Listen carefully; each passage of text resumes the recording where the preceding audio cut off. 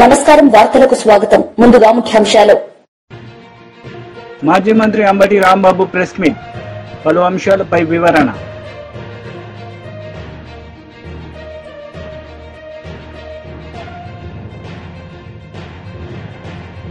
మాజీ మంత్రి Vemula Prashanth Reddy press meet ఇరు పార్టీలపై ఫైర్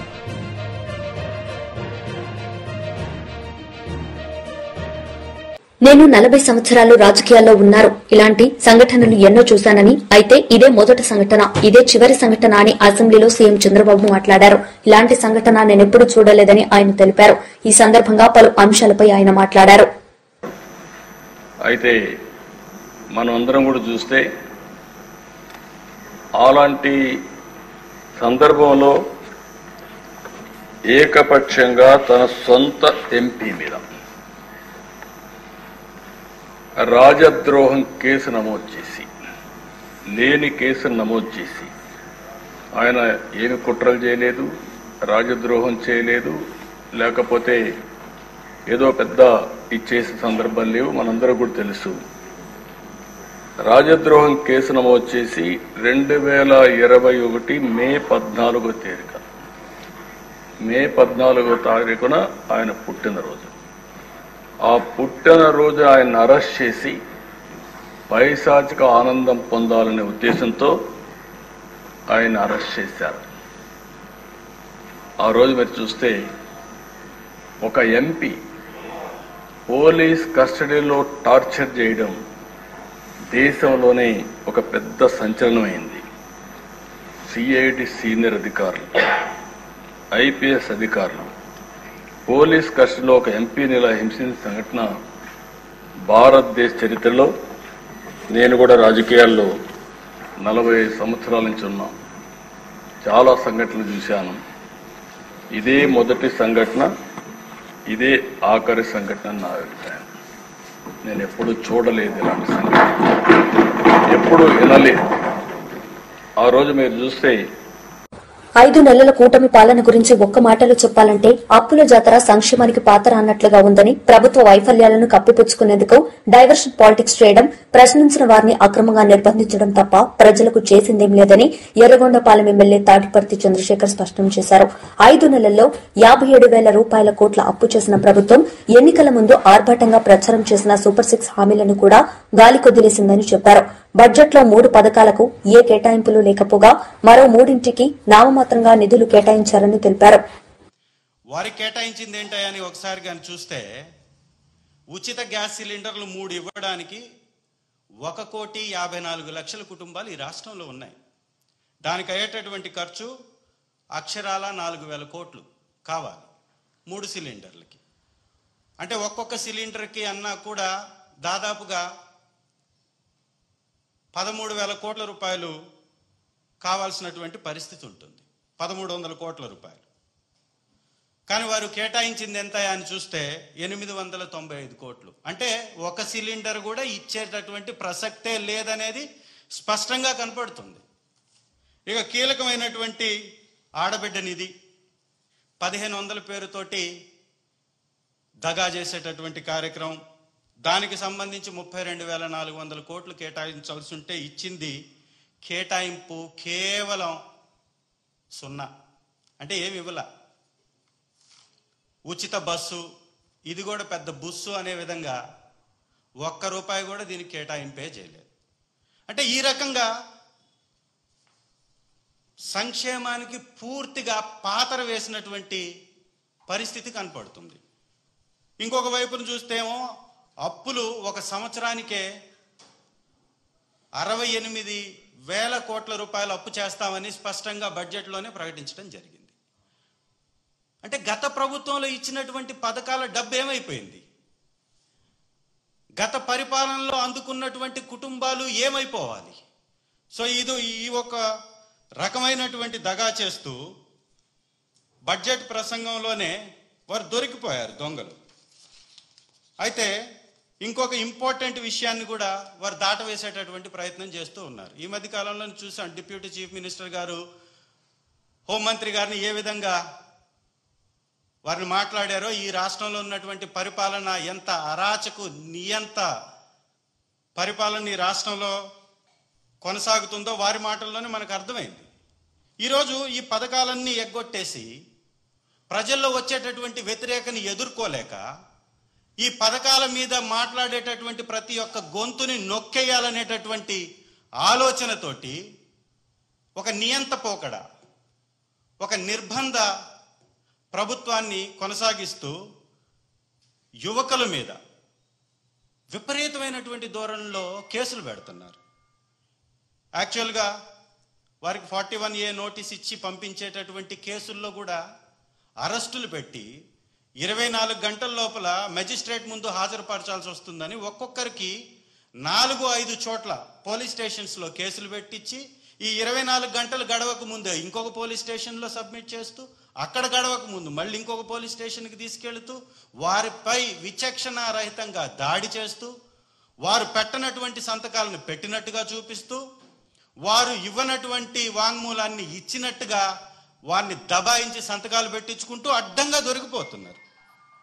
దొరికిపోతూ కూడా వారు మళ్ళీ కూడా దబాయించేటటువంటి ప్రయత్నం చేస్తూ ఉన్నారు. నిజంగా ఏంటయ్యా ఈ దబాయించే ప్రయత్నం అనేది ఒక్కసారి కానీ మనం చూస్తే, శాసనసభ సాక్షిగా నేను అడిగినటువంటి ఒక ప్రశ్నకి, శాసనసభలో నేను అడిగినటువంటి ఒక ప్రశ్నకి శాసనసభ సాక్షిగా కూటమి ప్రభుత్వం ఇచ్చినటువంటి సమాధానంలోనే వీరు ఎంత దుర్మార్గపు పరిపాలన కొనసాగిస్తున్నారో, కూటమి ఏ విధంగా ఫెయిల్యూర్ అయిందో ఈ యొక్క వికారాబాద్ జిల్లా లగచర్లలో అధికారులపై దాడి కేసులో బీఆర్ఎస్ కార్యనిర్వాహక అధ్యకుడు కేటీఆర్ పై చర్యలు తప్పవని పీసీసీ అధ్యకుడు మహేష్ గౌడ్ స్పష్టం చేశారు.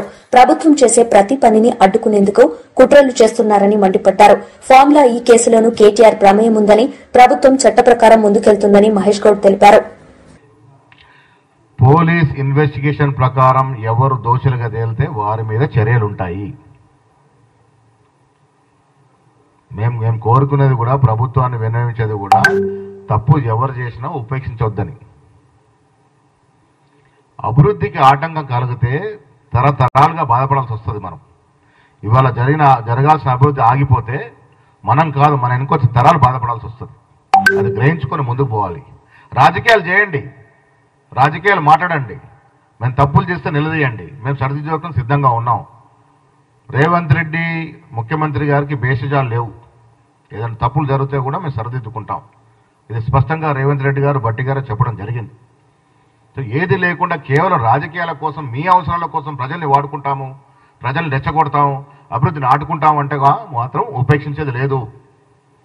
ఇది ప్రభుత్వం యొక్క స్పష్టత అనే మాట కూడా నేను స్పష్టం చేస్తా ఉన్నాను. డెఫినెట్గా కాంగ్రెస్ పార్టీ కార్యకర్తల కృషి వల్ల మేము అధికారంలోకి వచ్చాము. మొదటి సంవత్సరం ఉత్సవాలు ప్రతి కార్యకర్త జరుపుకుంటారు. కార్యక్రమాలు ఇవ్వబోతా ఉన్నాం. రేపటి నుండి కాంగ్రెస్ పార్టీ ఈ విజయోత్సవాలు జరుపుకుంటుంది. ప్రభుత్వ పరంగా జరిగే కార్యక్రమాల్లో కూడా కార్యకర్తలు భాగం పంచుకుంటారు.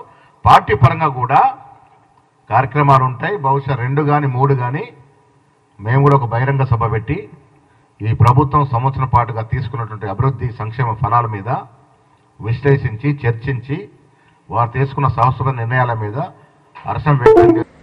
సీఎం రేవంత్ రెడ్డిపై ఈటెల రాజేందర్ ఫైర్ అయ్యారు. రేవంత్ సొంత నియోజకవర్గంలో బలవంతపు భూసేకరణకు ప్రయత్నం చేశారని ఈటెల ఆరోపించారు. ఇంటర్నెట్ నిలిపివేసి రైతులను హింసించారన్నారు. స్థానిక ఎంపీ డీకే అరుణను అడ్డుకున్నారని ఈటెల ధ్వజమెత్తారు. తిరుపతి రెడ్డిని మాత్రం భారీ కాన్వాయ్తో పంపించారని దుయ్యబట్టారు. త్వరలో లగచర్లలో బీజేపీ బృందం పర్యటిస్తుందని తెలిపారు. పట్నం నరేందర్ రెడ్డి మాటల్లో తప్పేముందని ఈటెల సమర్థించారు. కలెక్టర్ను పంపిస్తే అంతకంటే ముందే డీకే అరుణ సమక్షంలో ఆగ్రహం వ్యక్తం చేసిన రైతులు, అంతకంటే ముందే కొంతమంది బ్రోకర్లని వాళ్ళు ఊర్లలో బంధించి మీరు మా ఊర్లలోకి వచ్చి భూములు పిచ్చే ప్రయత్నం చేస్తే మిమ్మల్ని వెంటాడతామని చెప్పి బెదిరించిన రైతాంగానికి, అంతకంటే ముందే పాదయాత్రలు చేసిన రైతాంగానికి ఇవన్నీ తెలిసి కూడా అహంకారపూరితంగా కలెక్టర్ గారు అక్కడికి పోయినారు. కలెక్టర్ గారు పోయిన తర్వాత మీ ప్రజా సేకరణకి మేము రాము, మేము మమ్మల్ని ఇబ్బంది పెట్టకండి అని చెప్పిండ్రు వాళ్ళు. అయినా బలవంతంగా మళ్ళీ పోయినరు. పోతే వాళ్ళు నిరసన చెప్పిండ్రు, బయటికి పంపించిండ్రు. స్వయంగా కలెక్టర్ గారు చెప్పిన మాట ఏంటంటే నా మీద దాడి జరగలేదని చెప్పిండ్రు. చెప్పిన తర్వాత రాత్రికి రాత్రి 1500 మంది పోలీసుల్ని ఈ 4 గ్రామాల మీద పడి యుద్ధ భూమిలో ఎట్లయితే ఇతర దేశాలు వచ్చి ఆక్రమించుకొని ఇబ్బంది పెడితాయో గా పద్ధతుల్లో గ్రామాల మీద పడి యువకుల్ని మాట్లాడిన మహిళలందరూ కూడా రాత్రి అరెస్ట్ చేసి తీసుకపోతే ఎందుకు తీసుకుపోతున్నారని చెప్పి అడిగిన కర్మానికి అనేక మంది కొట్టి హింసించారు. ఎంతమందిని హింసించారు, ఎంతమందికి ఏమైందనేది రేపు తెలుస్తుంది. ఇవాళ దాచేస్తుండొచ్చు, ఇవాళ బెదిరిస్తుండొచ్చు, కానీ తప్పకుండా తెలుస్తుంది. ఇంకా దారుణమైన మాట ఏంటంటే ఆ ప్రాంతంలో మొత్తం ఇంటర్నెట్ బంద్ చేసిండ్రు, సెల్ ఫోన్లు పనిచేయకుండా చేసిందంటే అంటే యుద్ధ భూమిని తలపించే పద్ధతిలో రేవంత్ రెడ్డి గారు ఓట్లేసి గెలిపించిన ప్రజానికానికి ఇవాళ చూపిస్తున్నటువంటి నిజస్వరూపం ఇది. చివరికి ఈ సంఘటన మీద స్వయంగా అక్కడ ఎంపీగా ఉన్నటువంటి డికే అరుణ గారు రైతాంగాన్ని కలుసుకుందాం, ఏమైందో తెలుసుకుందాం అని చెప్పి పోతే ఎక్కడో కిలోమీటర్ల దూరంలో వికారాబాద్లో మొత్తం బారికేడ్లు వేసి స్వయంగా ఎంపీగా ఉన్నటువంటి డికే అరుణ గారిని నివారించే ప్రయత్నం చేశారు. కానీ అదే ముఖ్యమంత్రి గారి సోదరుని మాత్రం 50 కార్ల కాన్వాయ్తో 300 మందితో ఆ పల్లెలను కూడా తిరుక్కుంటా మీరు తిరుగుబాటు చేస్తారని మా మీద అని చెప్పి దూషించుకుంటా మీరు కనుక మర్యాదగా సంతకాలు పెట్టకపోతే మీ జైళ్ళల్లో మగ్గేటువంటి మీ యువకులు కానీ మీ కొడుకులు కానీ మీ భర్తలు కానీ బయటికి వచ్చే ప్రసక్తి లేదని చెప్పి చెప్తా ఉన్నారు. అక్కడ డికే అరుణ గారు నేను ఎంపీని పోనిస్తలేరు, మీరు వారిని పోనిస్తుందంటే వాళ్ళు కాంగ్రెస్ పార్టీలు కదా అంటే అధికారులు కూడా ఎట్లా బానిసలాగా పనిచేస్తుండడానికి ఇది సజీవ సాక్ష్యం. ఇదే కలెక్టర్ గారు డికే అరుణ గారు పోతేనేమో కనీసం మర్యాద లేకుండా ప్రవర్తిస్తాడు, కానీ అదే కాంగ్రెస్ పార్టీ నాయకులు ముఖ్యమంత్రి గారు సోదరులు పోతే మాత్రం ఇవాళ ఏ ప్రోటోకాల్స్ ఉన్నాయో తెలియదు కానీ బయటికి వచ్చి స్వాగతం పలికి తీసుకుపోయే పరిస్థితి ఉన్నది. ఇవాళ నేను అడుగుతా ఉన్నా ముఖ్యమంత్రి గారిని, మీరు ఇవాళనే ఏదో ఇతర పార్టీలలో నాయకులు పురికొల్పితే అయిందని చెప్తా ఉన్నావు. ఈ ఇష్యూ ఒక్కరోజుతో పురికొల్పబడే ఇష్యూ కాదు, ఇది రెచ్చగొడితే రెచ్చిపోయినటువంటి ఇష్యూ కాదు. స్వయం మీ భర్తలు పిల్లలు మీ ఇళ్లకు తిరిగి వచ్చే వరకు బీఆర్ఎస్ పార్టీ మీకు అండగా ఉంటుందని లగచర్ల బాధితులకు మాజీ మంత్రి కేటీఆర్ భరోసా ఇచ్చారు. ఇంతమంది ఆడబిడ్డల బాధకు రాజకీయ రంగు పులిమి భూములు లాక్కునే కుట్ర రేవంత్ చేస్తున్నాడని ఆయన విమర్శించారు.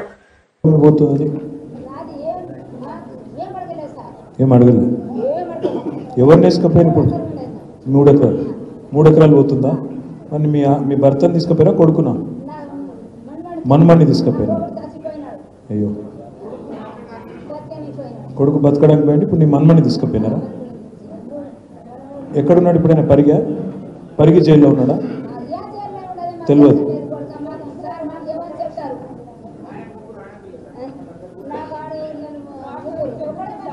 ఇక్కడ తొలగొచ్చి మీకు చూపెడతాము, మీ ఆయనలకు మీ పిల్లలకు మీకు చూపెడతామని తొలగొచ్చిండ్రు సార్. మాకు చూపెట్టాలి సార్, మాకు ఇడిపియాలి. ఇప్పుడు మేము దొంగతనం చేయలేము, మా భూమి సార్కి మేము కొట్లాడినాం చేసినాం, కానీ ఇట్లా అవుతుందని మాకు తెలియదు సార్. ఇట్లా రాత్రిపూట వచ్చి మీకు ఇట్లా దాడి చేసి ఇట్లా పోలీసు వాళ్ళు వచ్చి మా ఇంట్లో జోరి ఇట్లా కొట్టి మాకు తీసుకొస్తారని మాకు తెలియదు సార్. మాకు మా భూమి పోతుంది, మా ఇల్లు పోతుందని మేము ఇట్లా కొట్లాడుతున్నాం, కానీ ఇట్లా పరిస్థితి వస్తుందని మేము చూడలేము. మేము రాత్రికి దండలో కూడా పడుకుంటాం అని ఇట్లా అడవి పొట్టిగా తిరుగుతున్నాము, అడవిలో పడుకుంటున్నాము. ఇప్పుడు ఈ చలికాలంలో మేము ఇంత పువ్వులు పడుతున్నాం మేము. సారీ అమ్మా, మనం ఏదో చెప్తాను.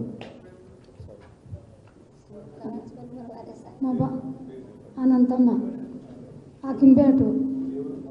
ఆకింపేట బాలకృష్ణ అయ్యా ధర్నా ఉంది అని చూసిరానికి పోతే అరెస్ట్ చేసుకొని పోయిండ్రు. మా బాబు 3 సంవత్సరాల అరమిలు పోయితే పొలం కొన్నాం, 13 ఎకరాల భూమి అవుతుంది సార్. మరి మేము ఇంట్లో ఉండగలగాలి, పోగలగాలి. ఎట్లా మా భర్త నాకు వస్తే మంచిగా ఉంటుందంట. నేను 3 రోజుల 20,000 పెట్టుకొచ్చినాము. ఏమవుతుందో ఎట్లా నాకు భయం వస్తుంది. గుట్టలో 13 ఎకరాలు మరి 13 ఎకరాల భూమి మొత్తం పోతుందని చెప్పిందా? మొత్తం నోటీస్ ఇచ్చిందా? ఏమి ఇవ్వలేదు. ఏం పైసలు ఇస్తారో చెప్పిర్రా? ఏం చెప్పలేరు. అసలు ఎందుకోసం తీసుకుంటారో చెప్పిర్రా? ఫార్మా కంపెనీ అని చెప్తున్నారు. ఫార్మా కంపెనీ ఫార్మా కంపెనీ అని చెప్తున్నారు. అంతే తప్ప ఏంది, ఎందుకు, ఎప్పుడు ఇస్తాం, ఎంత ఇస్తాం తెలియదు. ఇప్పుడు మీ దగ్గర మార్కెట్లో ధర ఎంత ఉంటుంది ఒక ఎకరానికి? ధర అంటే నాకు తెలియదు సార్. కాదమ్మా, అంటే మీకు అందాజా కూడా తెలియదా? అసలు తెలియదు. 10 లక్షలు ఉంటుందా, 15 లక్షలు ఉంటుందా, అది కూడా తెలియదా? ఏం తెలియదు. మీ దగ్గర గుంజుకోనికే చూస్తున్నారు ల్యాండ్, అందుకే మీరు పోయి లొలి పెట్టారు. మా ఆయన అసలు చెప్పినాం సార్ మేము. లాసేళ్ళు ఫోన్ చేసిండు, లాసేళ్ళు ఫోన్ చేసి మీటింగ్ ఉంది దా అంటానంటే పోయిండు. ఇక పోయినంత మాత్రంలో మళ్ళీ అందులో ఉన్నాడో లేడో తెలియదు సార్. ఇక 3 రోజులు అయితే తొలకపోయిండు. మా భూమి మాకు అడిగినాడా? అందరు రాజీ అన్నారంట. వాళ్ళు రాజీ అయిన అంటనా అంటే ఓలాకు దొలకరా మా ముందర. రాజీ అయిన అంటారు ఎవరు అన్నారో ఓలాకు దొలకరా మా ముందర. మేము అడుగుతున్నాం మా ముందర దొలకరా. ఏం చేయలేరు సారు. ఇది 10 నెలల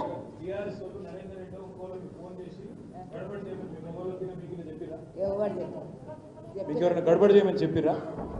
మీ వెనకాల ఎవరైనా ఉండి పైసలు ఇచ్చి చెప్పించిరా? మాకు ఎవరు చెప్పలేరు. మాకు భూమి పోతున్నదని, మా పొట్ట కలుసుకున్నదని మేమేం పోట్లాడుతున్నాం సార్. ఎవరు చెప్పి నీకు ఎవరు రాలేరు, మాకు ఎవరు చేయలేరు. మేము పని పోయినాక మేము పని పోయి చేసి వచ్చి తిని పడుకున్న తర్వాత మా ఆయన కూడా పోలేరు సార్. ఆ గొడవకు లేదు ఏం లేదు. ఇట్లా పట్టుకొచ్చి ఇట్లా కొట్టుతే ఎట్లా పరిస్థితి? మాకు మా భూమి పోతుంది, ఇంకా మేము దెబ్బలు తినాలి సార్. ఇట్లా అమ్మా 1 గంట రాత్రి వచ్చిండ్రు సార్. అది కరెంట్ కూడా ఆఫ్ చేసిండ్రు. మబ్బులా కనిపిస్తుందా మాకు? 1 గంట రాత్రికి వచ్చిరా? ఎవరు? పోలీసు వాళ్ళు వచ్చి ఏం చేశారు? కవర్లో పెట్టిన పోస్టులు నీ ప్రోద్బలంతోనే అని చెప్పు జగన్ అంటూ నిన్ను 24 గంటల్లో అరెస్టు చేస్తామని హెచ్చరించారు టీడీపీ పోలిట్ బ్యూరో సభ్యులు వర్ల రామయ్య. ఈ సందర్భంగా మీడియా సమావేశంలో మాట్లాడారు. విజయమ్మ గారి మీద పెట్టగలడా?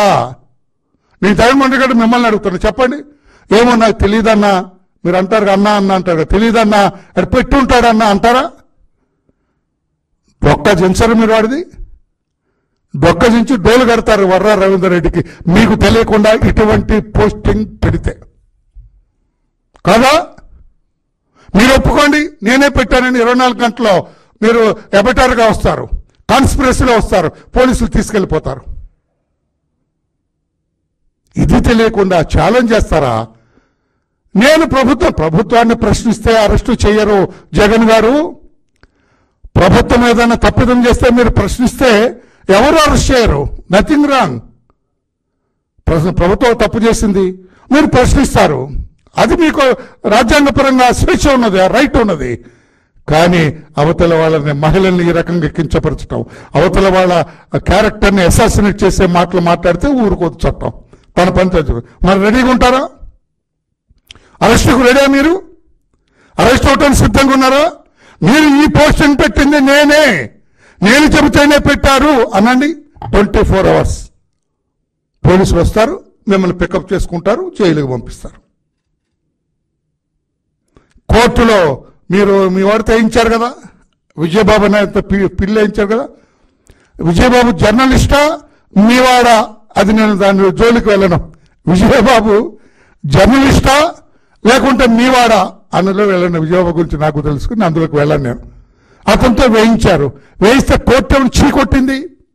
కోర్టు ఏమన్నది? అసభ్యకర పోస్టులు పెట్టిన వారిపై పోలీసులు కేసులు పెడితే తప్పేముంది? అంత కోర్టు చెంపదెబ్బ కొట్టినట్టు కాదు, చెంపదెబ్బ కొట్టినట్టు కాదని కోర్టు అడిగింది. ఒక దశలో న్యాయమూర్తులను కూడా అవమానపరిచేలా పోస్టులు పెట్టారని ధర్మాసనం వ్యాఖ్యానించింది. తెలుసు కదా, మీరే కదా దాన్ని అనుకున్నది కూడా మీరే కదా. మీరు చెప్పకుండా, మీరు ఎస్ అనకుండా, మీ సజ్జల రామకృష్ణారెడ్డి ఓకే అనకుండా హైకోర్టు మీద న్యాయమూర్తుల మీద పోస్టింగ్లు పెడతారండి? అంత ధైర్యం ఉందా వర్రా అండి టీంకి? మీ సజ్జల భార్గవ్, సజ్జల రామకృష్ణారెడ్డి, వైఎస్ జగన్మోహన్ రెడ్డి మీరంతా కలిసి కదా. This very big conspiracy. నేను ఇప్పుడు ఒక పోలీస్ ఆఫీసర్తో మాట్లాడా, సార్ పెద్ద కాన్స్పిరసీ ఉంది కనుక మొత్తం బయటకు తీస్తున్నా ఉన్నారు. మొత్తం బయటకు వస్తుంది, దీని వెనక పెద్ద కుట్ర. అందుకని నేను ఒక అబద్ధపు సామ్రాజ్యాన్ని నిర్మించుకున్నాడు జగన్మోహన్ రెడ్డి. ఈ సోషల్ మీడియా వల్ల బట్టకట్టాలనుకున్నాడు మిస్టర్ జగన్మోహన్ రెడ్డి. కోర్టులు కూడా మా న్యాయమూర్తుల మీద కూడా మీరు ఇష్టం వచ్చినట్టు పెట్టారు కదా, ఇంకేం మాట్లాడతారు మీరు? హైకోర్టు మీరు వేసిన ఆ పిల్ మీద, మీ వాడేసిన పిల్ మీద అభ్యంతరాన్ని వ్యక్తం చేసింది. న్యాయస్థానం తీవ్ర ఆగ్రహాన్ని వ్యక్తం చేసింది. సభ్య సమాజం సిగ్గుపడే రీతిలో సోషల్ మీడియాలో అభ్యంతరకరమైన పోస్టింగ్లు పెడుతుంటే పోలీసులు చూస్తూ ఊరుకుంటారా అని పిల్లేసిన వ్యక్తిని ప్రశ్నించింది. ఏం సమాధానం చెబుతారు జగన్మోహన్ రెడ్డి గారు? ఏం సమాధానం చెబుతారు? అంటే మీరు మాట్లాడితేనేమో అది ఓకేనా, ఇతరులు మాట్లాడతాను ఇది కరెక్ట్ కాదు జగన్మోహన్ రెడ్డి గారు అని చెప్పి కూడా నేను తెలియజేస్తున్నాను. అది ఎంత దుర్వినియోగం చేశారండి సోషల్ మీడియాని మీరు. ఈ సోషల్ మీడియా వర్రా రవీందర్ రెడ్డి ఈ టీం అందరికి దాదాపు మాజీ మంత్రి అంబటి రాంబాబు మీడియా సమావేశం నిర్వహించారు. ఈ సందర్భంగా పలు అంశాలపై ఆయన మాట్లాడారు. ఎఫ్ఐఆర్ రిజిస్టర్ చేశారు, జగన్మోహన్ రెడ్డి గారిని దానిలో ముద్దాయిగా పెట్టారు. దానిలో విజయపాల్ అనే ఆయన ఒక ఆయన ఎడిషనల్ ఎస్పీలో ఎవరినో పెడితే ఆయన సుప్రీంకోర్టుకు వెళ్ళాడు, బెయిల్ తెచ్చుకున్నాడు. అది దీనిలో ఏముందని కూడా సుప్రీంకోర్టు చెప్పింది. అలాంటి కేసును మళ్ళీ వాళ్ళు తీసుకొచ్చి శాసనసభ సాక్షిగా ఒక కథ అల్లి జగన్మోహన్ రెడ్డి గారిని దూషించే కార్యక్రమం చేయటం నాకు చాలా విచిత్రం వేసింది. చాలా నీచమైనటువంటి కార్యక్రమంలాగా కూడా కనిపించింది. అలాగే పవన్ కళ్యాణ్ గారు, చంద్రబాబు నాయుడు గారు వీళ్ళందరూ కలిసి జగన్మోహన్ రెడ్డి గారి గురించి మాట్లాడేటటువంటి మాటలు మాట్లాడుతూ నేను అడుగుతా ఉన్నా, జగన్మోహన్ రెడ్డి గారు నేను చెప్పారు సుమారుగా 1:40 ఆయన ప్రెస్ మీట్ పెట్టి చెప్పాడు, మీరిచ్చినటువంటి ప్రతి వాగ్దానాన్ని మీరు అమలు చేయలేకపోతున్నారు. పచ్చి అబద్ధాలు చెప్పేటటువంటి కార్యక్రమం చేశారు కూటమి ప్రభుత్వం. అధికారంలో వచ్చిన తర్వాత ఏమీ లేదు. ఆ రోజు నేను చెప్పాను 74,000 కోట్ల రూపాయలు చంద్రబాబు నాయుడు గారు కూటమి ఇచ్చినటువంటి వాగ్దానాలు నెరవేర్చాలంటే 74,000 కోట్ల రూపాయలు కావాలి. మీరు బడ్జెట్లో ఎంత పెట్టారండి? ఏమి లేదు. వాగ్దానాలను నెరవేర్చకపోగా పచ్చి అబద్ధాలు చెప్పి మోసం చేసి ఒక చీటర్ లాగా ఈ రాష్ట్ర ముఖ్యమంత్రి ప్రవర్తించాడు.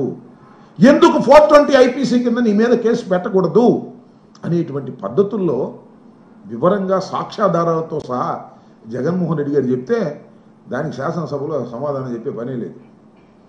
మాకు 164 మంది ఉన్నారన్నారు. ఏది ఒక్కరిని చెప్పమనండి సమాధానం దీనికి?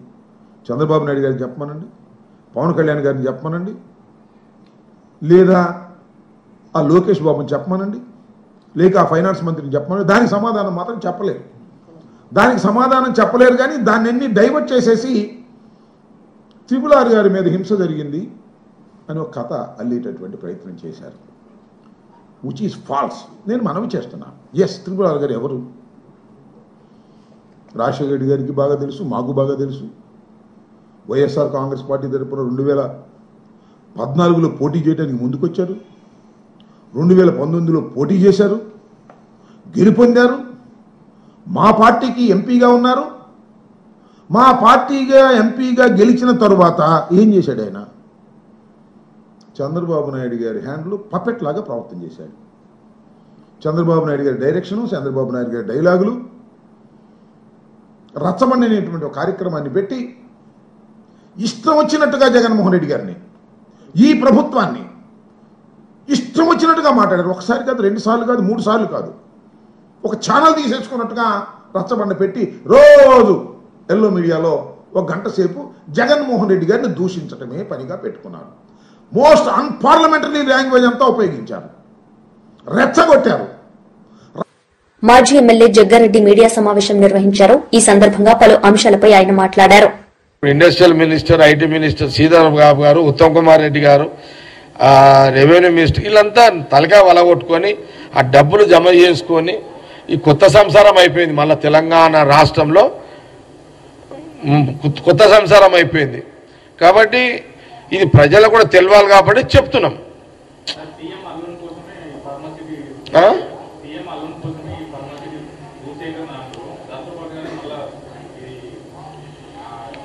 కేట్ ఎవరన్నారు ఈ మాట?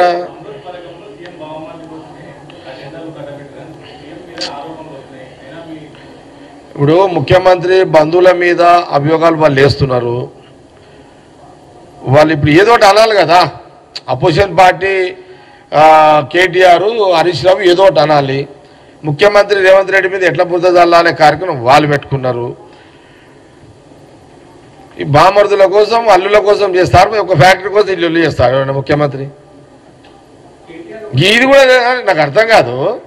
ముఖ్యమంత్రి ఆయన రేవంత్ రెడ్డి, బామర్దికి ఎంత కావాలి జాగా అల్లునికి కావాలంటే. ముఖ్యమంత్రి ఒక 10 ఎకరాలు దొరికాయా? ముఖ్యమంత్రి అల్లుని కోసం ఇంత పెద్ద బామర్ది కోసమో అల్లుని కోసం ఇవన్నీ చేస్తాడు. అది చెప్పేటోనికైనా జ్ఞానం ఉండాలి. ఎంత ముఖ్యమంత్రి ఉన్నానికి పెద్ద ప్రాబ్లం ఏంటో చెప్పు ల్యాండ్ ఇవ్వడానికి. ఓ 50 ఎకరాలు చెప్తే ఎవరైనా ఇయ్యరా? ఎందుకు ఇదంతా?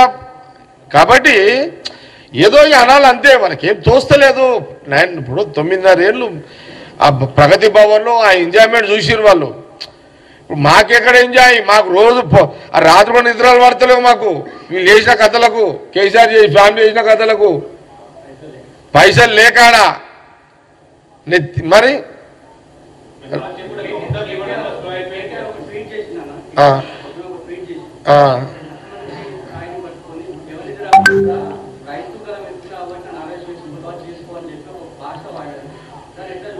అట్లాంటి అప్పుడు కేసీఆర్ వాడలేడా? కేసీఆర్ ఏమనేటోడు? సన్నాసులు అనేటోడు.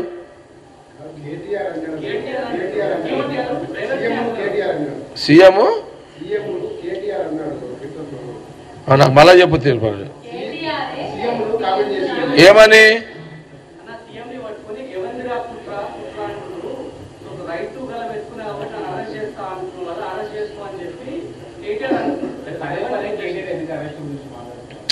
ఇప్పుడు కేటీఆర్కి ఏమైందంటే నాజుక్ లీడర్ అయినా కేటీఆర్, బిల్కుల్ కేటీఆర్ నాజుక్ లీడర్. కేంద్ర మంత్రి కిషన్ రెడ్డి మీడియా సమావేశం నిర్వహించారు. ఈ సందర్భంగా ఇరు పార్టీలపై ఆయన మండిపడ్డారు. టీఆర్ఎస్ పార్టీ వ్యవహారం నడుస్తున్నది. ఈ 2 పార్టీల వ్యవహారం చూస్తే తెలంగాణకు నష్టం జరుగుతున్నది తప్ప లాభం జరగదు. వీళ్ళ విషయాలను కూడా అభివృద్ధిని పక్కన పెట్టి ఈ రకమైనటువంటి మరి ప్రజలను ప్రేరేపితం చేసేటువంటి తమ అసమర్థత నుంచి తప్పించుకునేటువంటి విధంగా ఇటు టీఆర్ఎస్ పార్టీ కానీ ఇటు కాంగ్రెస్ పార్టీ కానీ టీఆర్ఎస్ యొక్క వైఫల్యాలు, టీఆర్ఎస్ యొక్క అవినీతి కుంభకోణాలను దర్యాప్తు జరగదు. కాంగ్రెస్ పార్టీ ఇచ్చినటువంటి హామీల మీద చర్యలు ఉండవు. కాబట్టి 2 పార్టీలు కూడా మరి 3వ అంశాన్ని ఎత్తుకొని ప్రజలను దాని మీద దృష్టిని కేంద్రీకరించి తమ అవినీతి నుంచి, టీఆర్ఎస్ తమ యొక్క అసమర్థత నుంచి, తమ యొక్క ఇచ్చినటువంటి హామీలు అమలు చేయకుండా తప్పించుకునేటువంటి చర్యల నుంచి కాంగ్రెస్ పార్టీ ప్రభుత్వము ప్రజల దృష్టి మళ్లించేటువంటి ప్రయత్నం చేస్తున్నారు.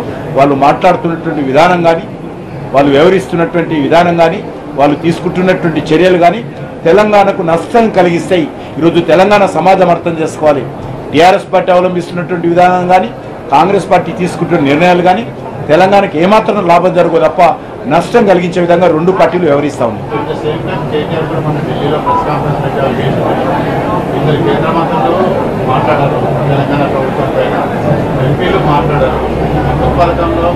ఆయన సర్టిఫికేట్ అవసరం లేదు, నేను మాట్లాడను. ఆయన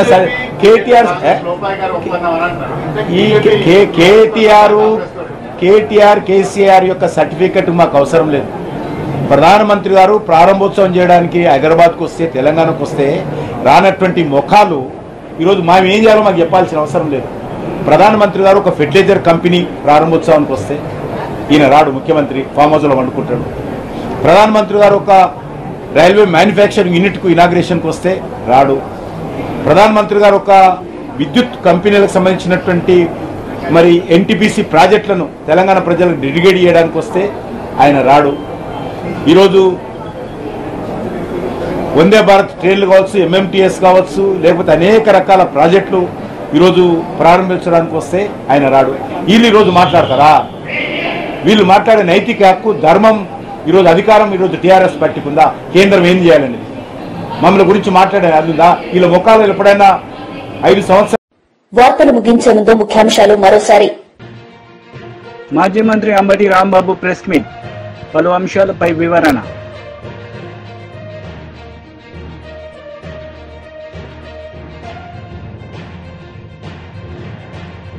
మాజీ మంత్రి వేముల ప్రశాంత్ రెడ్డి ప్రెస్ మీట్, ఇరు పార్టీలపై ఫైర్.